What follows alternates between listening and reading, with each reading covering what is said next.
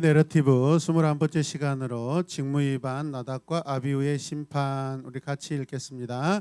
직무위반 나답과 아비후의 심판. 아멘. 이런 말이 있습니다. 앞에 보시면 거룩함과 합당한 사람이 합당한 규칙에 따라 나아가지 않으면 위험한 것이다 라는 말이 있습니다. 거룩함은 백성에게 합당하고 거룩함이 지켜지지 않으면 뭐하다? 위험하다라는 것이죠. 거룩은 하나님의 백성과 하나님 사이에서 여러분 형성되어 있는 아름다운 정상적인 질서 있는 관계라고 보시면 됩니다. 아멘입니까? 거룩은 하나님과 좋은 관계를 맺고 있는 그런 상태라고 우리가 말씀드릴 수 있습니다. 오늘 본문을 우리가 볼 때 첫 번째 단락은 이렇습니다. 첫 번째 같이 읽어요. 하나님께서는 사역자들에게 예배와 징계의 문제를 지시한 내용을 따르라고 하신다. 하나님께서 사역자들에게 예배와 징계의 문제를 지시하셨는데 그 내용을 뭐하라고요? 따르라고 하십니다. 따르라고. 오늘 성경 말씀을 들을 때 우리는 이런 생각을 하면서 이런 질문을 하면서 말씀을 들었으면 좋겠어요. 첫 번째, 불순종한 아들에 대한 하나님의 징계를 어떻게 다룰 것인가? 불순종한 아들이나 불순종한 이들에게 대한 하나님의 징계를 어떻게 다룰 것인가? 또 정확하고 지혜 있는 선택을 우리는 어떻게 할 것인가? 과연 우리가 정확하고 지혜 있는 선택을 할 수 있단 말이니까? 할 수 있다면 어떻게 해야 그게 지혜 있는 선택인지 우리는 묵상해야 될 것입니다. 또 하나는 이제 성소의 규례를 어떻게 따를 것인가? 다 따를 것인가? 아니면 90%만 따르고 10%는 대충 넘어갈 것인가? 아니면 무조건 따를 것인가? 아니면 대충 따를 것인가? 우리는 본문 말씀 안에서 이런 부분들을 우리가 질문하면서 말씀을 듣고 묵상하시는 그런 시간 되기를 주님의 이름으로 축복합니다. 첫 번째, 오늘 본문 1절 말씀 보시겠습니다. 아론의 아들 가운데서 나답과 아비후가 제각기 자기의 향로를 가져다가 거기에 불을 담고 향을 피워서 주님께로 가져갔다. 그러나 그 불은 주님께서 그들에게 명하신 것과는 다른 금지된 불이다라는 것이죠. 오늘 이 1절 말씀에 두 사람이 등장하는데 누구하고 누구예요? 나답과 아비후예요. 그들이 불을 담고 있는 그 향을 피워서 주님께로 가져왔는데, 그런데 그 불은 주님이 허락하신 불이 아니고 주님이 금지하신 불이다라는 것입니다. 아론의 아들인 나답과 아비후 이 두 제사장은 지금 오늘 본문 말씀을 보면은 하나님의 어떤 규칙과 규례에 순종하지 않습니다. 분별력이 없습니다. 그들은 그래서 다른 불을 성소에 가져왔을 때 그 즉시 여호와께서 여호와의 불로 태워 버리셨습니다, 여러분. 그래서 우리는 1절과 2절 말씀을 통해서 우리가 여러분 알아야 될 것이, 기억해야 될 것이 무엇이냐면 사역자들은 여호와의 거룩함을 함부로 건드려서는 안 된다라는 것입니다. 여호와의 거룩하심을 함부로 건드려서 나타난 결과가 뭐예요? 하나님께서 불로 그들을 태우시는 거예요, 여러분. 이해되십니까? 불로 태우다라는 것은 불로 재물을 태우는 건데 사실은 그게 죄를 상징하고 있죠, 여러분. 그러니까 불로 태워서 죽었다라는 것은 여러분 그 죄인들을 심판하셨다라는 그런 의미와 같습니다. 이해되십니까? 나답과 아비후는 특권을 가진 지도자였습니다. 이스라엘에 여러분 하나님께서 특별히 선택하신 제사장들입니다. 이해되세요? 지도자들입니다. 그들은 이스라엘의 대제사장들입니다. 아론의 아들입니다. 이스라엘의 지도자예요. 모세의 조카입니다. 이스라엘의 영적 지도자들 가운데 그들은 머리에 해당된 사람들입니다. 그들은 거룩한 산에도 있었고요. 함께 올라갔어요. 하나님의 영광스러운 모습도 그들은 보았었습니다. 제사장으로서 선택되고 선택받아 바로 얼마 전, 바로 얼마 전, 방금 전, 어떻게 보면 시간적으로 가까이 이야기하며 제사장 위임식 초기에 아론을 보좌했던 그런 거룩한 자들이었습니다. 이해되십니까? 그러나 그들은 신속히 하나님의 심판에 떨어지고 말았다라고 우리가 볼 수 있습니다. 그들은 거룩하지 않는 것들로 거룩한 것들을 모독해버렸습니다. 따라서 기본적으로 불순종을 저질렀다라는 것입니다. 그러나 그들의 불순종을 깊이 살펴야 될 필요가 있습니다. 본래적으로 향을 피우기 위해 제단에 가져온 불은 번제단에서 불을 붙여서 가져와야 됩니다. 그 번제단의 불은 여러분 사람이 붙이는 것이 아니라 지난번 위임식 때 보면 하나님께서 여호와께서 하늘에서 불을 주셔서 여러분 불이 붙게 돼 있습니다. 여호와의 불입니다. 이해되십니까?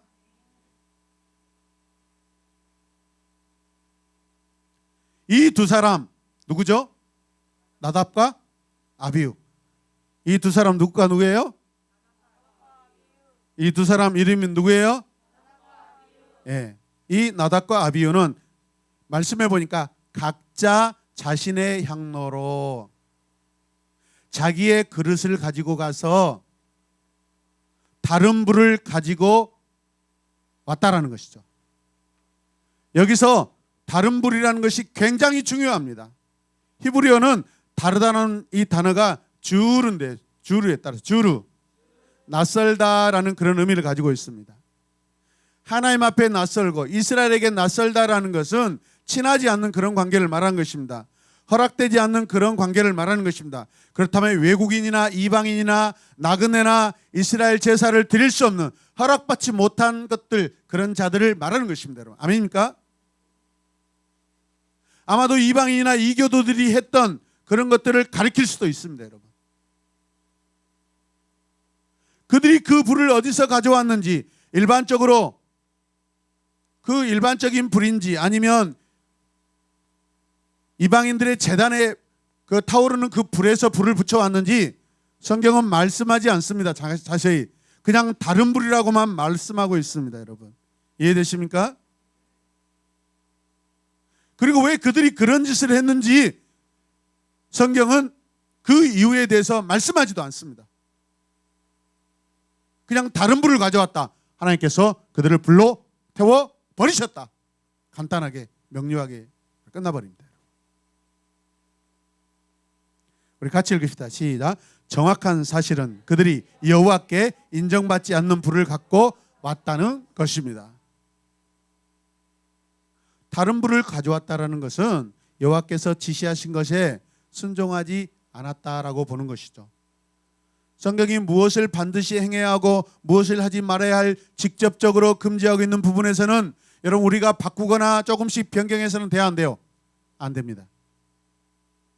하나님께서 지시하신 것을 우리는 우리의 어떤 형편에 맞춰서 나의 어떤 상황에 맞춰서 조금씩 변경하거나 바꾸거나 여러분 할 수 있어요? 없어요? 없어요. 여러분 그게 다른 불을 말하는 거예요. 여러분 2절 말씀 보시면 같이 읽어요. 주님 앞에서 불이 나와서 그들을 뭐하냐? 삼키니. 불이 삼켜버려요. 태워버려요. 불 속으로 그들을 끄집고 가버려요. 여러분. 여러분 불이 어떻게 사람을 삼킬 수가 있어요? 여러분 마치 이 불이 뭐 국문학적으로 보면 의인법이라고 그러나요? 여러분 마치 사람처럼 이렇게 표현하고 있어요. 불이 살아있는 같이 이렇게. 왜 그럴까요? 하나님의 불이기 때문에 심판의 불이기 때문에 하나님이 그들을 삼키니라. 하나님 그들을 불같이 삼키니라. 할렐루야. 하나님의 불이 삼키니라. 그런 어떤 의미들이 숨겨져 있는 거예요. 여러분 이 불은 일반적인 불이 아니에요. 따라서 일반적인 불이 아니다. 여호와의 불이다. 거룩한 불이다. 심판의 불입니다. 여러분.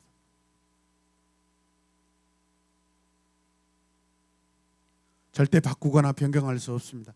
해서는 안 되고 할 수 있다 없다? 없습니다. 여호와의 불은 제단에 불을 붙여 제물과 향을 태우는 데 필요한 불입니다. 맞습니까? 그 불이 제물을 태울 때 여호와께서 그 제사를 기뻐하신다고, 향기로운 제물이라고 분명히 우리는 이미 말씀을 통해서 우리가 다 들었고 배웠습니다. 기억나십니까? 기억나지 않아도 아멘. 제물이 이 불에 의해서 태워졌다라는 것은 여호와께서 보시기에 죄인들을 진노하십니다, 여러분. 그런데 그 불이 제물을 태웠다라는 것은 여호와의 진노를 잠잠하게 하고 만족시킨 것입니다, 여러분. 하나님의 진노가 수그러든 거예요, 여러분. 제가 막 화가 나면은 제 마음을 누가 달래줘야 돼요. 누가 달리겠어요? 그렇죠. 그리고 그 다음에 누가 달려요? 네. 사람으로는 안 돼. 아이스크림을 사와야 돼. 아이스크림을 먹어야 이 불타오르는 내 가슴이 이렇게 쫙 시원하게 가라앉습니다.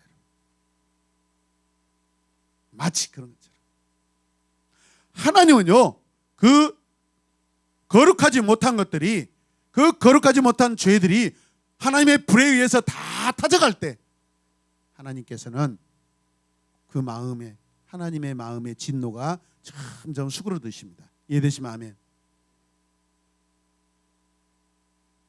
인간이 개입할 수 없는 불입니다.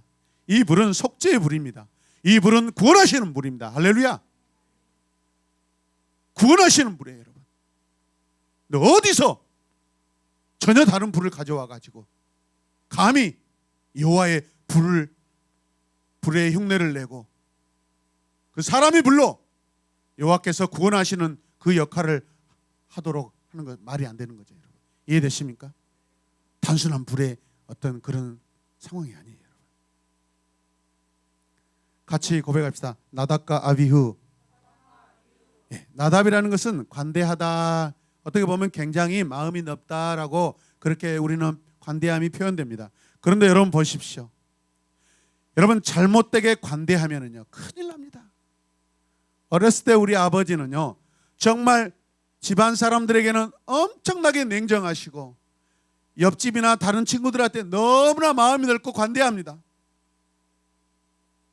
밖에 나가서는 사람들에게 칭찬받습니다. 근데 집에 오면은요 막 호랑이가 되고 무섭습니다, 여러분. 여러분 이게 좋습니까?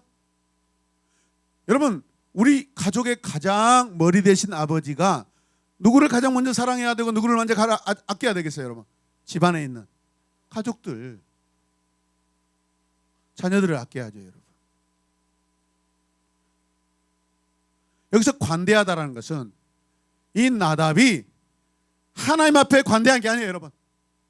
자기 마음대로 세상의 어떤 방법, 하나님 원하시지 않는 방법에 대해서 너무 릴렉스, 관대하다는 뜻이에요, 여러분. 저는 그렇게 해석하고 싶습니다. 아마도 이런 일을 할 때 어떤 악한 의도나 나쁜 마음을 갖고 있지 않았을 것입니다, 여러분. 의도적으로 그러지는 않았다고 생각해요. 아마도 몰랐어요. 잘 몰랐어요. 나중에 이런 비슷한 일이 많이 일어납니다, 여러분. 사무엘에 가면은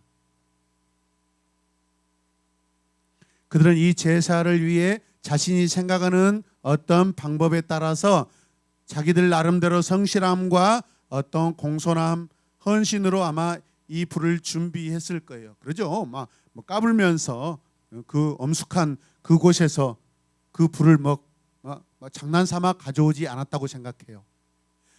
굉장히 조심스럽게 그 불을 가져왔지만, 근데 하나님은 그 불을 원하지 않는 불이었어요, 여러분. 믿으시면 아멘. 그렇다면 우리는 왜 이 두 사람이 이런 일을 발생하게 하고 이런 일이 일어나게 했을까라는 것에 우리가 조금 이런 궁금증을 가져야 돼요, 여러분. 그렇지 않으면 저와 여러분들도 하나님의 일을 열심히 하다가 다른 불을 가져와서 우리는 심판당하는 그런 엄청난 그러한 가슴 아픈 일을 당할 수도 있다 없다? 있다라는 거예요, 여러분. 그럼 교회 안에서 목사님들, 장로님들, 권사님들, 집사님들, 성도님들 하나님의 일을 하다가요 실수하는 거 많습니다. 그래서 하나님 앞에 여러분 징계받는 일도 많아요, 여러분. 잘하면 칭찬받는 일도 많고. 이해되십니까? 말씀을 잘 드려야 돼요, 여러분. 왜 이런 일이 났을까? 이런 일들은 누구나 할 수 있는 일이에요, 여러분.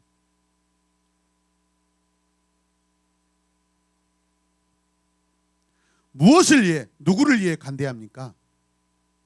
사람들을 위해서 자기 자신에 대해서는 관대하죠. 괜찮아, 아마 괜찮을 거야.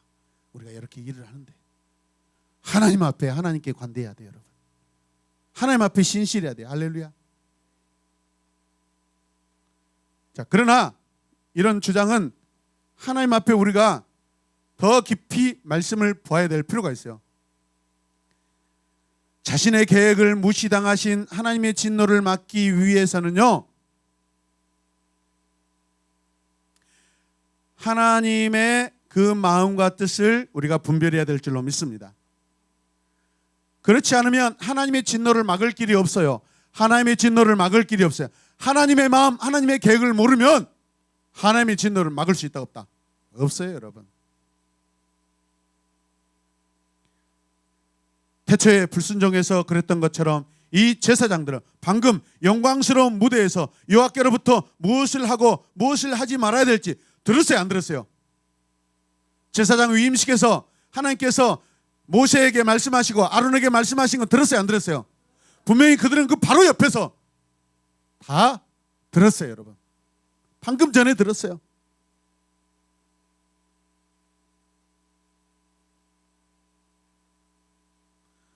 무엇을 먹을 수 있고 무엇을 먹을 수 없는지 알아요, 몰라요? 금지 사항을 다 그들은 알고 있었어요. 들었어요. 그리고 첫 번째 그 위임식, 그 첫 번째 아론을 통하여서 하나님 앞에 드리는 그 제사, 첫 번째 제사를 통해서 우리 하나님은 영광 받으셨고 백성들도 축복하셨어요. 할렐루야. 바로 방금 전에 일어난 일이에요, 여러분. 그리고 여덟 번째 날이 끝나자마자 유혹하는 자가 다시 움직입니다. 그는 이번에는 아론의 아들들에게 찾아가 하나님께서 하신 말씀과 다른 것을, 다만 하나님께서 제정하신 일인 향을 가져오는 것과 같은 목적을 마음에 둔 채 그들이 행하도록 부추깁니다. 마치 에덴 동산에서 인간이 아닌 어떤 제3의 존재가 나타나서 하와에게 찾아와서 하와에게 말을 걸어서 전혀 다른 것들을 하라고 하는 그런 유혹과 같은 유혹이 이번에도 찾아왔다고 저는 생각합니다. 이해되십니까? 그것은 단순히 예배의 큰 변화나 그런 개선이 아닙니다, 여러분. 그것은 진짜 불이 가리키는 것을 가리키지 못하는 것, 그 진짜와 가짜를 구별하지 못한 그런 어리석은 행동을 하게 합니다. 여러분, 진짜 불과 가짜 불을 구별하지 못하고 분별하지 못하면 여러분, 여기서 이 내러티브에 우리에게 보여준 것 같이 심판이 임하시는데 그 심판은 죽음입니다, 여러분. 같이 고백. 심판은 죽음이다. 에덴 동산에서의 죽음은 불순종의 결과로 인간에게 들어왔습니다. 하나님께서 그토록 신속하고 갑작스러운 심판을 하실 만큼 나답과 아비후의 죄는 대단한 것임이 틀림없어요, 여러분.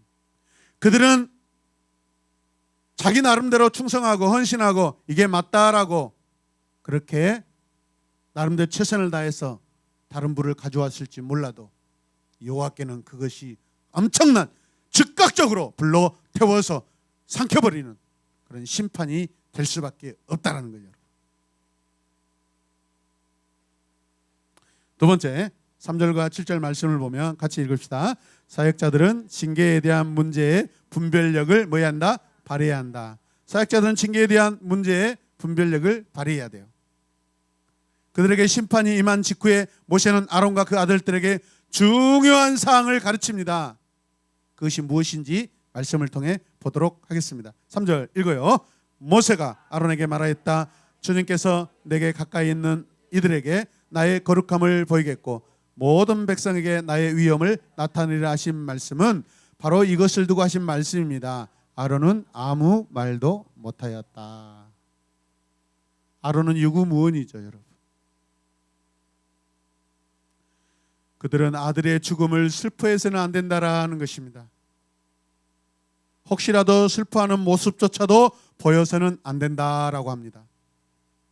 아론으로서는 지금 자기 두 아들이 지금 여호와의 불에 삼켜서 태워져서 죽었습니다. 얼마나 슬프겠어요. 두 아들이 한날에 한 장소에서 즉각적으로 여러분 죽었어요. 여러분.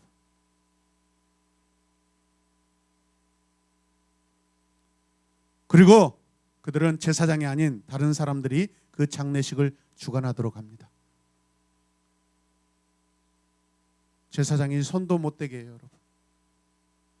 왜 그랬을까요? 자, 4절, 5절 읽겠습니다. 모세는 미사엘과 엘사반을 불렀다. 그들은 아론의 삼촌 우시엘의 아들들이다. 모세는 그들에게 그들의 조카들의 시체를 성소 짐 바깥으로 옮기라고 하였다. 그들은 모세가 시킨 대로 가까이 가서 조카들의 옷을 잡아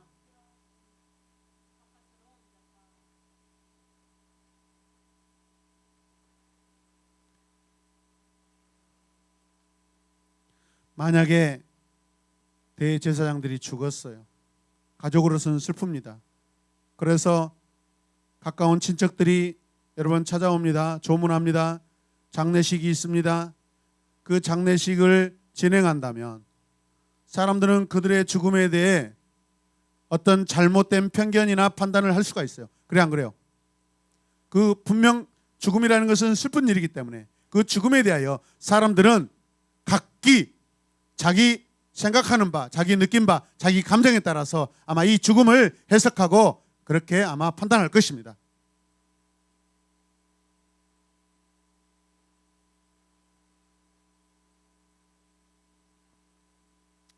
어쩌면 그들은 그 죽은 두 사람을 위로하고 불쌍히 여기고 거기서 슬퍼하고 그럴 수 있습니다.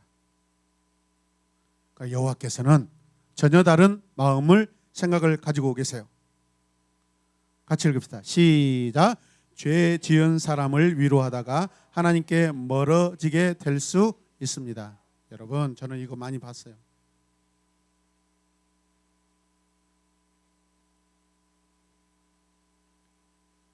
하나님이 기뻐하시는 웃음이 있고 하나님이 싫어하시는 웃음이 있어요. 하나님이 기뻐하시는 울음도 있지만 하나님이 전혀 기뻐하지 않으시는 슬픔도 있어요. 이해되십니까? 분별하셔야 돼요, 여러분.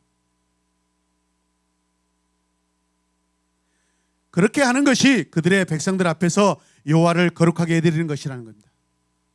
제사장들이 심판받아 죽은 두 사람 앞에 가서 꺼이 불쌍하다고 우는 것이 여호와를 모독하는 것이고 여호와의 거룩을 위배한다는 것입니다. 여러분. 하나님의 심판을 잘못 적용하고 해석시킬 수 있다는 것입니다.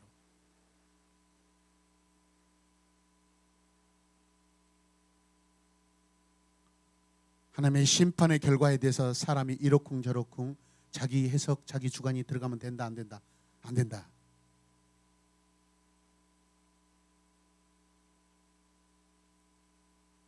그것들을 보면서 비록 내 아들이라도 내 자식이라도 죽음에 대해 슬프지만 그러나 대제사장으로서 입을 딱 다물고 하나님이 시키시는 대로 그 자리를 지키고 그 분위기를 지켜갈 때 백성들은 그 아론을 보면서 어떻게 생각하세요? 하나님의 거룩함, 하나님의 위엄을 생각할 수밖에 없습니다. 할렐루야. 같이 읽어요. 하나님을 향한 그들의 의무는 개인적인 문제보다 우선해야 합니다. 믿습니까? 개인적인 문제가 사역에 영향을 미치게 해서는 안 됩니다. 할렐루야. 코로나19 때 목사님 온라인으로 예배 드릴까요 말까요? 여러분 드립시다. 하나님 앞에 예배 드려야죠. 왜 예배 안 드립니까? 온라인이 맞다 틀리다, 대면 예배가 맞다 틀리다, 비대면 예배가 맞다 틀리다. 우리 인간들은 여러분 판단할 수 있어요.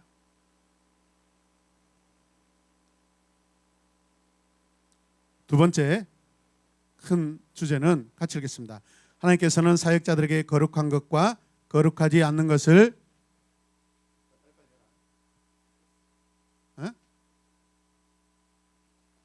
녹음하지 마라. 하나님께서는 사역자들에게 거룩한 것과 거룩하지 않는 것을 분명히 구별할 수 있는 능력을 쌓으라고 요구하십니다. 할렐루야.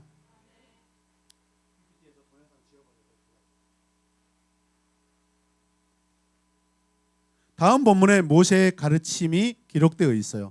8절 말씀을 보면 따라서 주님께서 아론에게 말씀하셨다.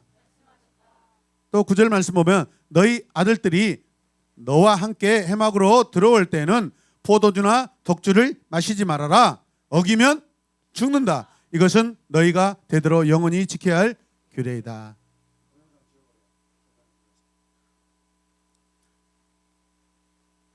이 사건이 일어나고 나서, 불의 심판이 일어나고 나서 하나님은 모세를 통하여서 백성들에게 지시하신 말씀이 무엇이냐면 포도주나 독주를 마시지 말아라. 어기면 죽는다. 첫 번째 술에 관한 말씀을 하십니다. 10절 말씀 보십시오. 그 다음에 너희는 거룩한 것과 속된 것을 구별하여 하고 부정한 것과 정한 것을 구별하여 한다. 저의 개인적인 해석인데 문득 들어요. 위임식 하면서 너무나 백성들이 기쁘고 축복받아서 기쁩니다, 여러분.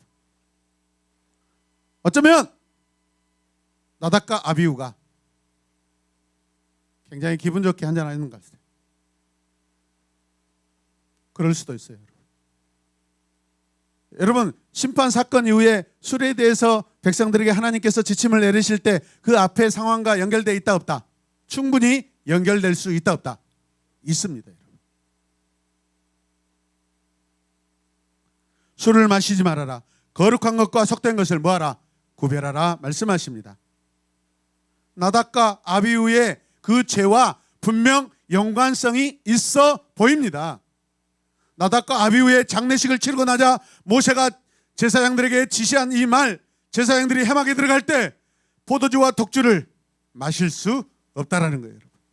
포도주와 독주의 특징은 취하게 하는 것이 분명합니다. 맞습니까? 포도주는 우리가 알고 있는 것입니다. 독주는 맥주도 아니고 소주도 아니고 혼합된 어떤 발효음료, 강력한 알코올도 아닐 것입니다. 왜냐하면 그것들은 성소 안에서 사용할 수 없는 규정입니다.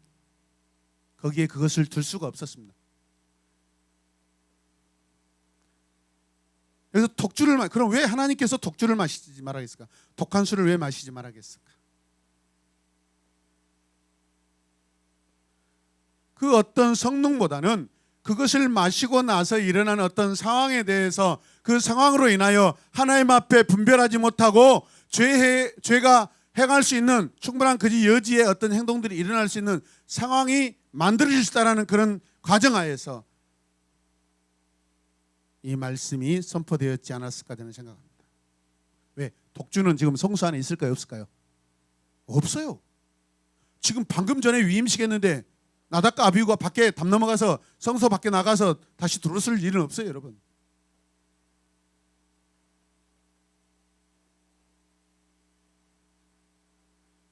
마실 수 있는 어떤 그것을요 너무 지나치게 마셔버렸다라고 판단할 수 있어요.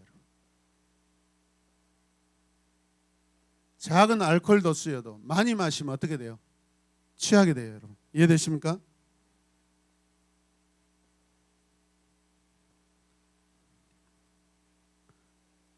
나답과 아비후는 어쩌면 자기들이 저지른 일을 행할 때 술의 영향 아래에 있었을 수 있습니다. 이렇게 말하는 근거는 다만 추측이지만 그러나 사건 후 말씀의 문맥상 연결해 볼 때 상당히 설득력이 있다라고 말씀드릴 수가 있습니다. 11절 같이 읽으시죠. 또 너희는 나 주가 모세를 시켜 말한 모든 규례를 이스라엘 자손에게 가르쳐야 할 사람들이다. 알고 그것을 또 다른 사람에게 뭐하라? 가르쳐야 될 사람들이다라는 것이죠.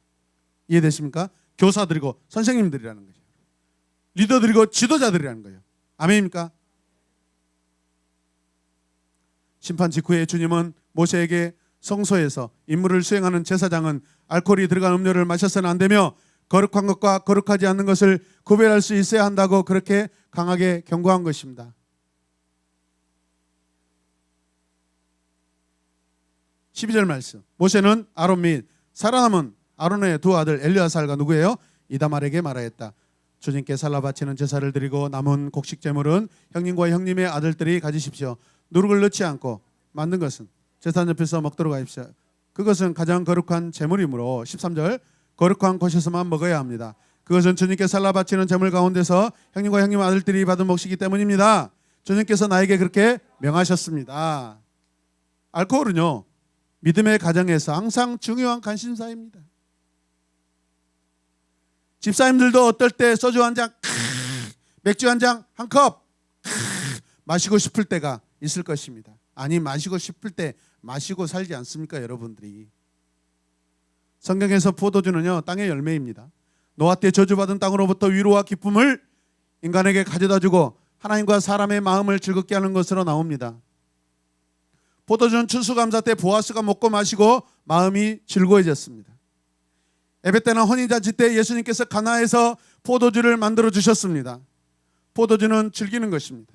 포도주는 약속된 메시아 왕국에서 행복을 상징하기도 합니다. 그러나 술 취하는 것은 죄로 비춰졌기 때문에 그것을 사용하는 것은 언제나 조심해야 됩니다. 할렐루야. 술은 이스라엘의 음식 가운데 항상 먹던 것이 아니고 특별 행사에 의해서 남겨두었던 그런 특별한 그런 것입니다, 여러분. 잠언 31장 47절 말씀에 지혜는 술이 고난당하거나 죽게 된 사람에게 가장 어울린다고 가르칩니다. 왜냐하면 술은 고통을 당하거나 죽음을 앞둔 사람에게 마취의 효과를 주기 때문에 그렇습니다. 그래서 오늘 본문에서 포도주와 독주는 이스라엘의 제사장들이 성소에서 직무를 수행할 때 마셔서는 안 되는 그런 것들이라는 것이죠, 여러분. 그래서 금지하고 있습니다. 이해되십니까? 술이 정확한 판단을 내려야 하는 그 왕에게도 맞지 않다고 분명히 성경에서 말씀하고 있습니다. 일반 백성조차도 술의 사용은 자신의 영적 성숙에 장애가 된다는 것을 알게 하셨습니다. 그래서 민수기 6장 율법은 나실인 소원의 독주의 사용을 금지하고 있습니다. 믿으시면 아멘. 소원하는 사람은 술을 안 마시려고 하나님께 영적 헌신을 합니다, 여러분. 평생 동안 그 유혹을 버티고 이겨냅니다, 여러분. 할렐루야. 오늘 우리는 공동체 사역자로 부름받은 사역을 하고 있습니다. 오늘 수요예배 찬양을 인도하는, 예배를 인도하는 인도자와 대표기도자가 소주와 맥주를 마시고 러시아산 보드카를 아주 진하게 마시고 와서 찬양 인도를 하고 대표기도를 하고 하물며 학생들이 아침 인사를 한 병씩 까마시고 악기 연주를 하고 그런다고 생각해 보십시오. 악보가 보일까요? 인도자가 건너편에 저 스크린에 가사들이 제대로 보일까요? 그리고 너무 많이 마셨기 때문에 예배 시간 내내 어떤 일이 일어날까요? 예배 인도하고 나서 계단에 날아가다가 꽝 넘어질 수도 있어요. 많이 마셔서 몸에 열이 올라오고 화장실에 가고 싶어 오줌 싸려고 화장실을 들락날락 할 것이고 오고 가면서 행설수설하고 지나가면서 여기저기 툭툭 치고 다닐 것입니다. 여러분.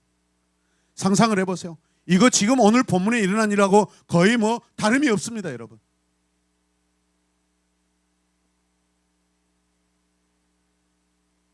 이런 모습을 하나님의 사역을 감당할 때 과연 하나님께 영광이 되겠냐 이 말이죠. 이 모습을 지켜보고 있는 성도들은 여러분 어떨까요? 장 집사님이 굉장히 진하게 많이 마시고 은혜로 막 부르고 감정이 취해서 할렐루야 부르고 나서 내려가다 그냥 확 꺼당하고 엎어졌다고 생각해 보세요.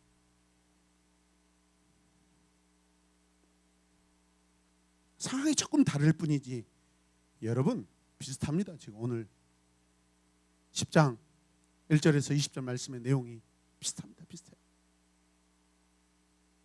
일반 백성인들이 했던 일이 아니에요, 여러분. 지도자가 했던 일이에요, 여러분. 말해봐요, 여러분. 술을 마시고 교회에 옵니다. 가정에 옵니다. 회사에 옵니다. 그 모습이 영광스럽고 거룩하고 멋있어 보입니까? 네? 말을 해보세요. 말을 해보시라고요. 아니죠. 전혀 아니죠. 어쩌면 우리 삶이 아닙니까, 여러분? 내 삶이라고 생각되지 않습니까? 하나님께서는 자신의 임재 가운데 들어오는 모든 사람들, 즉 제사장들로부터 반드시 거룩하다 칭함을 받고 영광을 받으셔야 합니다, 여러분. 그 영광을 받으셔야 할 하나님께서 예배자들이 취해서 혼미하고 분별하지 못하고 행동이 다 무질서하고 그런 상황들이 벌어져 있을 때 하나님은요, 오늘 말씀해 보니까 우리들이 보았듯이 즉시 불이 삼켜버리고 태워서 없애버리십니다. 믿으시면 아멘. 하나님의 이름이 높임받기를 기도하면서 그분의 이름이나 직무를 흔한 것이나 모욕적인 것으로 만드는 삶을 사는 것은 말도 안 되는 일입니다. 제사장들에게는 거룩함의 율법에 대해 정확한 결정을 내려야 되고 그 규례를 따라 백성을 가르쳐야 될 의무가 있다고 오늘 본문에서 말씀하고 있습니다, 여러분. 아멘입니까? 백성들은 제사장들을 본으로 삼아 여호와의 임재 가운데 들어가는 것이 세상의 더러운 것들로부터 구별되는 의미를 지금 분명히 보고 그들도 배우고 그들도 또 할 것인데 제사장들이 그렇지 못하다는 것은 그건 불순종이고 죄악이고 심판이고 멸망입니다, 여러분. 이해되십니까? 마지막 세 번째 같이 읽어요. 시작. 하나님께서는 사역자들이 자신들의 특권과 의무를 거룩하게 대할 것을 뭐 하신다? 기대하신다. 이 사건 이후에 제사장직에 대해 엄청난 관심이 있었을 것입니다. 그 자리에 있던 제사장들 또 제사장들은 눈앞에서 사람이 죽어가는 그 모습을 보면서 이제 우리는 어떻게 하지? 아마 지금 당장에 해야 될 어떤 제사 의식의 순서에 손이 벌벌 떨리고 마음이 벌벌 떨리고 다리가 후들리면서 이걸 해야 될까 말해야 될까 긴장돼야 안 돼요. 해야 될 것도 제대로 못하고 아마 그런 상황들이 벌어지고 있을 것입니다. 왜? 잘못하다가 하늘에서 불이 내려올 수 있다 없다? 있다고 생각하기 때문에. 12절 말씀 읽어요. 모세는 아론 및 사라 남은 아론의 두 아들 엘르아살과 이다말에게 말하였다. 주님께 살라 바치는 제사를 드리고 남은 곡식 제물은 형님과 형제의 아들들이 가지십시오. 누구를 넣지 않고 맞는 것은 제단 옆에서 뭐하도록? 먹도록 하십시오. 그것은 가장 거룩한 제물입니다. 먹을 수 있는 것은 거룩한 거예요, 여러분. 아멘. 13절. 거룩한 곳에서만 먹어야 합니다. 그것은 주님께 살라 바치는 제물 가운데 형님과 형님의 아들들이 받은 몫이기 때문입니다. 주님께서 나에게 그렇게 명하셨습니다. 제사장이 그 제사를 집례하고 나서 하나님이 허락하신 그 제물에 대해서 먹어야 된다, 안 먹어야 된다? 반드시 먹어야 돼요. 먹지 않는 것도 불법이고 불순종이에요. 이해되시면 아멘. 그런데 오늘 본 말씀 보니까 이 제사장들이 두려워서 먹지 않고 불로 다 태워버려요. 태우는 것이 하나님이 다 기뻐하신다고 생각하는 거예요. 자기들이 먹어야 될 것도 다 불로 태워서 그렇게 해버려요, 여러분. 얼마나 무서웠고 얼마나 두려웠으면 여러분 그렇게 했겠어요. 이 상황이 이해되십니까? 제사장들은 여호와의 종으로서 자신에게 규정된 의무를 반드시 수행하고 말씀하신 대로 지켜야 하는 그런 특권을 가진 자이고 또 그 특권을 누리는 자들입니다. 이해되시면 아멘. 나답과 아비후에 대한 심판 때문에 사역을 머뭇거려서는 된다 안 된다? 안 된다. 우리는 두려워하며 사역하는 자들이 아닙니다, 여러분. 지나쳐 앞서가지 마시길 바랍니다. 찬양 인도하다 틀릴까 봐 걱정하지 말라는 말씀이에요, 여러분. 저처럼 자신 있게 틀리고 당당하게 하나님께 감사하시길 바랍니다. 16절 읽겠습니다. 시작. 모세는 백성이 속죄 제물로 바친 순염소를 애써서 찾아보았다. 그러나 그것은 이미 다 버리고 없었다. 다 버리고 없었다. 모세는 아론의 남은 두 아들 엘르아살과 이다말에게 화를 내면서 다그쳤다. 보세요. 이 내용을 보세요. 이들이 지금 모세의 지시, 하나님께로부터 온 모세의 지시를 따르고 있어요? 따르지 않고 있어요? 따르지 않고 있어요. 먹으라고! 먹어! 따르세요. 먹으라고! 먹어! 심판 후 제사장이 선뜻 따르지 않는 이유는 당연할 수 있어요. 그거 먹다가 또 우리 잘못 먹어서 또 불이 또 이렇게 임하실까 봐. 17절. 어찌하여 너희는 성소에서 먹어야 할 그 속죄제물을 먹지 않고 불살랐느냐? 속죄제물은 가장 거룩한 것이 아니냐? 너희가 주님 앞에서 회중의 죄를 속하여 주어서 그들이 용서받게 하려고 이 제물을 너에게 먹으라고 주신 것이 아니냐. 제사장들이 하나님이 명하신 대로 속죄 제물을 드리고 나서 남은 것 가지고 먹었을 때는 여러분요, 속죄 제사가 완성이 되고 하나님이 받으시는 예배가 된 것입니다. 이해되십니까? 미완성의 예배를 드려버린 거예요. 지금 먹지 말라고 할 때는 먹더니만 좀 말 안 듣네. 요즘에 찐이라는 단어가 유행이 돼. 그지? 찐 말 안 듣네. 이 찐녀. 찐. 그러죠? 예, 찐이라는 앞에다 어떤 말 단어에다 어떤 문장에다 찐을 붙이면 엄청나게 뭐 심하다, 과장되다 그런 뜻인가 보더라고요. 유튜브 보니까 나오더라고요. 찐.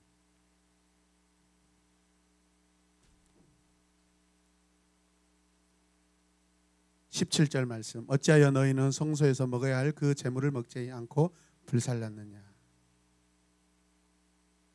제사장의 죄가 포함되어 있기 때문에 이 상황에서 음식을 먹을 것을 주저했던 것은 여러분 그 분위기로서는 이해가 돼요. 아론은 아마 그것을 허락하고 있는 거예요. 지금 아론이 대제사장으로서 아론이 허락하지 않으면 그 일을 어떻게 해요? 대제사장으로서 그 아들들이 아마 하고 있는 거예요. 자기도 했고. 음식을 먹으면 여호와께서 만약 기뻐하실까 기뻐하지 않으실까 아마 많이 고민하다가 결국에는 먹는 것보다 태워서 드리는 것이 더 좋은 예배라고 생각하고 그렇게 했을 것입니다. 이해되십니까? 그런데 그렇게 하고 나서 이렇게 말하는 것도 변명이에요. 변명. 이해되십니까? 18절 읽겠습니다. 시작. 그것은 성소 안에서까지 피를 가지고 들어가는 제물이 아니므로 너희는 내가 명령한 대로 그 제물을 성소 안에서 먹어야만 했다. 먹어야 된다, 안 먹어야 된다? 먹어야 돼. 근데 뭐 했다고요? 제물로 태워버렸어요. 모세는 제사장들에게 강력하게 말하며 다시 안심시킵니다. 모세! 그는요 누구일까요? 여호와의 대변인입니다. 여러분, 오늘 이 본문의 메시지는 여호와께 가까이 나아가는 이들, 그 영적 리더들은 하나님을 섬기는 모든 행동 가운데 거룩하여야 한다라는 메시지를 담고 있습니다. 그들이 하나님께 더 가까이 나아갈수록 그들은 거룩함에 더 주의를 기울여야 됩니다. 누구도 이 점을 놓쳐서는 안 돼요. 저와 여러분도 마찬가지입니다. 거룩하신 하나님께 드리는 예배를 위해 구별된 사람은 사역 안에서의 자신의 행실을 통해 사람들 앞에서 여호와께 영광을 올려드린 줄로 믿으시길 바랍니다. 오늘 혼자서 이렇게 찬양 인도하시는 우리 집사님, 하나님께 더 기뻐하시고 더 영광 받으신 줄로 믿습니다. 같이 읽어요. 시작. 제사장들은 어떻게 현실적인 문제에서 분별력을 발휘할 것인가? 그리고 어떻게 거룩함을 분명히 구별할 수 있는 능력을 쌓을 것인가? 그리고 시작. 어떻게 자신의 특권과 의무를 거룩하게 다할 수 있는가? 그럼 이런 것들은 굉장히 중요한 질문들이고 항상 우리가 살펴야 될 질문들입니다. 내가 어떻게 하나님께 영광 올려드리는 그런 지혜를 다 갖출 수 있을 것인가? 내가 하나님 기뻐하시는 능력을 어떻게 다 쌓을 수 있을까? 성경 역사는 성스럽고 거룩한 약속으로 가득하게 시작을 했다가 예상치 못한 순간 순식간에 죄로 무너지고 마는 그런 사람들의 이야기가 성경 안에 아주 많이 기록되어 있습니다. 반복적으로 기록되어 있습니다. 이해되십니까? 우리는 성경에서 보여주는 이 실수를 가볍게 보지 말아야 할 것입니다. 할렐루야. 순간순간 하나님 앞에 집중력을 가지고 하나님을 예배하고 하나님을 기뻐하시게 해드리는 저와 그런 여러분들이 되시길 주님의 이름으로 축복합니다. 여러분, 지금 우리 한국 모든 정서, 지금 사람들, 믿지 않는 사람들이 우리 교회를 너무나 교회에 대해서 실망하고 있습니다. 여러분, 우리가 잘못했습니다. 교회가 잘못했습니다. 여러분, 교회가 너무 큰 실수를 저질렀습니다. 할렐루야. 크게 회개해야 됩니다. 여러분, 기도하시겠습니다. 하나님, 영광스러운 하나님의 거룩한 사역을 한다 하면서 나답과 아비후가 오늘 하나님의 심판으로 하나님의 불에 삼키워서 태워지는 가슴 아픈 그런 상황을 봅니다. 그러나 하나님은 울지도 말고 슬퍼하지도 말라고 하십니다. 여호와께서는 거룩하셔서 죄를 단호하게 멀리하시고 싫어하시고 죄를 미워하시는 우리 하나님이신 줄로 믿습니다. 이 죄가 백성들 가운데 우리 가운데 있어서는 안 될 것을 알기 때문에 우리를 사랑으로 인도하시는 줄로 믿습니다. 우리 영적 교훈으로 잘 받게 하여 주시옵소서. 주님, 우리가 영적 교훈으로 잘 받게 하여 주시옵소서. 우리는 사역자의 성품을 온전히 가지지 못하였음을 이 시간 회개합니다. 반석에게 말하는 대신 지팡이를 두들기지 않게 하여 주시옵소서. 하나님의 성소 안에 거룩한 물건을 불경건한 손으로 만지지 않게 하여 주시옵소서. 허락받지 않는 불을 성소에 지피지 않게 하여 주시옵소서. 하나님이 정하시고 하나님이 원하시는 것만 하게 하여 주시옵소서. 어떻게 하면 우리가 하나님의 온전한 뜻을 다 깨달아 알 수 있을까? 그 지혜를 사모하며 구하는 우리 모두가 되게 하여 주시옵소서. 평생 주님의 교회, 하나님의 교회를 섬기고 나서 마치 버림받는 그런 인생, 안타까운 인생 되지 않게 하여 주시옵소서. 주님을 찬양하고 사모합니다. 주님을 사랑합니다. 주님을 예배합니다. 예수님의 이름으로 기도드렸습니다. 아멘.